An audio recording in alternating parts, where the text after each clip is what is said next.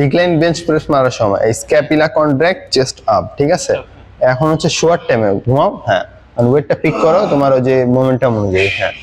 দেন হচ্ছে ওয়েটটা যখন প্রেস করবা, ঠিক আছে, অনেক কি করে এইভাবে প্রেস করে, সো শোল্ডার জয়েন্টে চলে আসে, বাট হচ্ছে এইভাবে প্রেস করতে হবে রিল্যাক্স, এবং আপার চেস্টে আমাদের লোয়ার চেস্ট সেটা আসবে, ঠিক আছে, এখানে।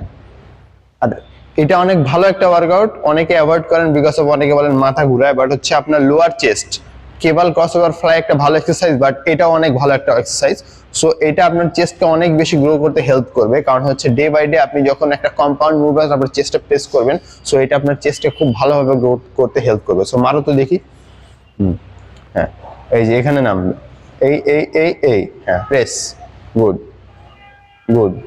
এলবোটা একটু বাইরের দিকে যাবে না, হ্যাঁ, ভিতরের দিকে, হ্যাঁ, গুড, পারফেক্ট,